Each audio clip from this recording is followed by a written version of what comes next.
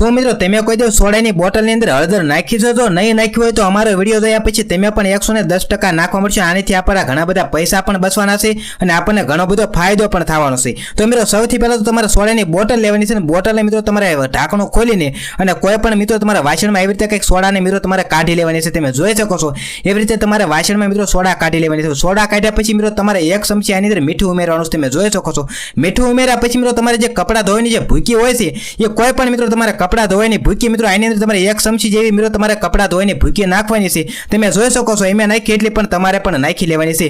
પછી મિત્રો તમારે ભૂકી નાખી પછી મિત્રો તમારે ચમચી વડે કંઈક આવી રીતે હલાવી લેવાનું છે. પણ મિત્રો ક્યાં સુધી હલાવવાનું છે કે 10 થી 15 સેકન્ડ મિત્રો તમારે ચમચી વડે આપણે ભૂકી નાખીને મીઠું નાખ્યું એ બધી વસ્તુને તમારે હલાવી લેવાનું છે.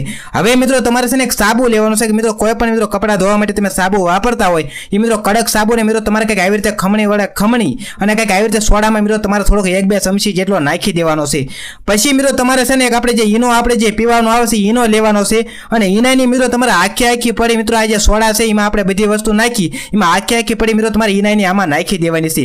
હવે મિત્રો તમારે એક લીંબુ લેવાનું છે અને વળી પાછો મિત્રો તમારે લીંબુ નીચવીને ચમચી વડે હલાવતું રહેવાનું છે. પણ મિત્રો વિડીયોમાં આગળ વધતા પહેલા તમારું નામ ને તમારા ગામનું તમે કોમેન્ટ કરવાનું ભૂલતા નહીં, કારણ કે મેં તમને સ્પેશિયલથી થેન્ક્સ કહી શકીએ. તો મિત્રો પાછળના વિડીયોનો થેન્ક્સ છે ગોવિંદભાઈને બોટાદથી, કિંજલભાઈને અંજારથી, નયનાબેનને અમદાવાદથી, રજાકભાઈને રાણપુરથી, મંજુબેનને પોરબંદરથી, જયેશભાઈને ભાવનગરથી, વિશાલભાઈને ધોરાજીથી, ઉષાબેનને હરિપરથી, તારાબેનને અમદાવાદથી, કલ્યાણભાઈને સુરતથી, સીતાબેનને ઉદયપુરથી, નજમીસાબેનને સુરતથી, જગદીશભાઈને જરદણથી, જીવરાજભાઈને ગઢડિયાથી, જીતેશભાઈને પાળેજથી, રાજુભાઈને રાજપીપળાથી, નયનાબેનને ઉપલેટાથી, પિન્ટુભાઈને સુરતથી, નીતાબેનને અમદાવાદથી, હંસાબેનને હલોલથી, મનીષાબેનને સુરતથી, કનુભાઈને બોટાદથી, રમેશભાઈને ભુજકાથી, અજયભાઈને મુંબઈથી, દીપકભાઈને અંકલેશ્વરથી, મનીષભાઈને અમદાવાદથી, રીતેશભાઈને બોરુથી, વિજયભાઈને થાનગઢથી, ઇન્દુબેનને અમદાવાદથી. તો મિત્રો તમારા પણ કંઈક એવી રીતે વિડીયોમાં નામ આવી શકે છે એટલે તમારું નામ ને તમારા ગામનું તમે કોમેન્ટ કરવાનું ભૂલતા નહીં. તો મિત્રો તમે આપણે જે બધી વસ્તુ નાખીને મિત્રો તમારે 20 થી 25 સેકન્ડ સુધી મિત્રો તમારે ચમચી વડે કાંઈ મિક્સ છે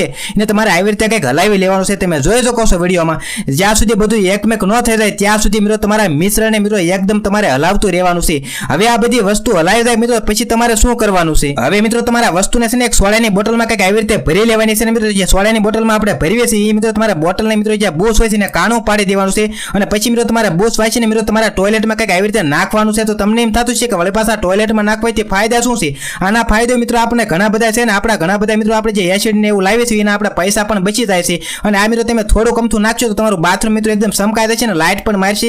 તો વિડીયો પસંદ આવ્યો તો લાઇક કરીને શેર કરવાનું ભૂલતા નહીં. અને મિત્રો ફરી પાછો કહું છું કે તમારું નામ ને તમારા ગામનું તમે કોમેન્ટ કરવાનું ભૂલતા નહીં, કારણ કે મિત્રો વિડીયોમાં તમારા પણ કંઈક આવી રીતે નામ આવી શકે. તો વિડીયો પસંદ આવ્યો તો લાઇક કરીને શેર કરવાનું પણ મિત્રો તમે ભૂલતા નહીં.